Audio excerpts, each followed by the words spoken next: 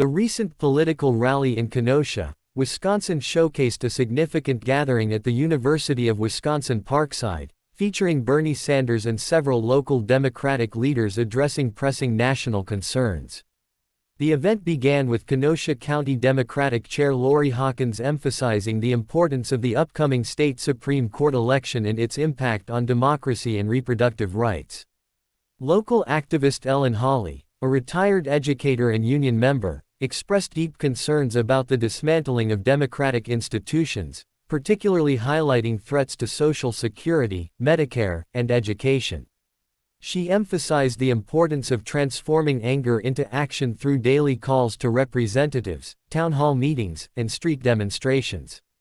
Former congressional candidate Randy Bryce shared personal experiences working with Bernie Sanders, recounting their first meeting during the Act 10 protests and subsequent campaign collaborations. He drew attention to the contrast between hoarders of magazines and billionaires hoarding wealth, characterizing billionaires as a problematic minority affecting American society. Congressman Mark Pocan delivered a pointed critique of the current administration's economic policies, particularly focusing on the transfer of wealth to the ultra-rich through tax cuts.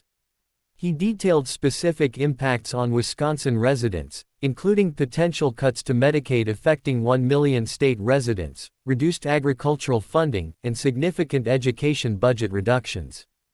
Pocan shared the story of a Wisconsin farmer, EMT Pfizer, to illustrate the real-world effects of current policies on working families. Bernie Sanders' keynote address expanded on these themes, framing the current moment as pivotal in American history. He referenced the Gettysburg Address to emphasize the importance of preserving government, of the people, by the people, for the people. Sanders detailed the unprecedented concentration of wealth and power, noting how Trump's second-term inauguration featured the three wealthiest Americans, Musk, Bezos, and Zuckerberg, alongside 13 billionaire cabinet nominees. The speech delved into specific policy threats, including an $880 billion proposed cut to Medicaid, which would impact millions of children's healthcare access and threaten nursing home operations nationwide.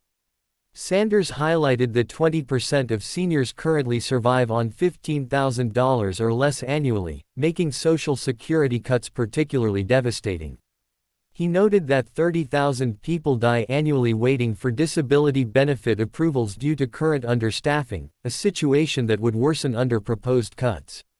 Sanders identified a new pattern of disinformation he termed the big lie strategy, where false claims are repeatedly broadcast through right-wing media until accepted as truth.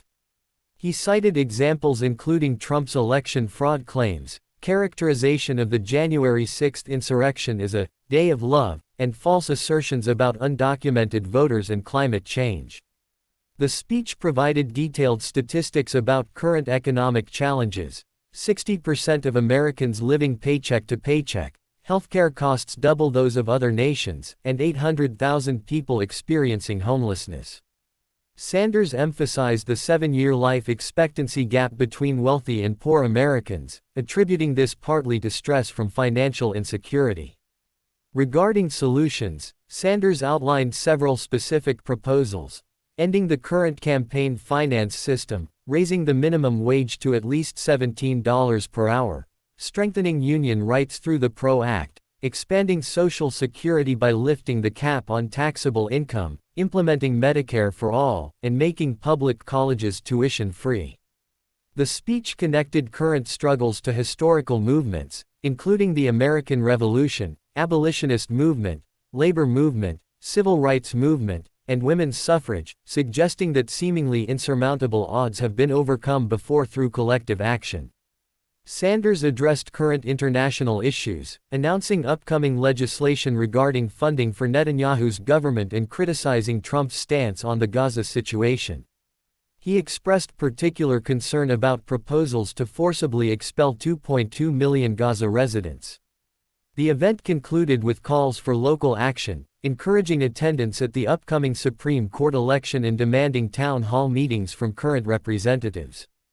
Sanders emphasized that despite the enormous power of wealthy interests, the numerical advantage of the 99% over the 1% could prevail if people unite across racial, religious, and other divisions. Throughout the speech, Sanders maintained a balance between urgency about current threats and optimism about potential positive change through collective action. He repeatedly emphasized that while billionaires control significant portions of the economy and political system, historical precedent shows they can be defeated through unified resistance and progressive policy implementation.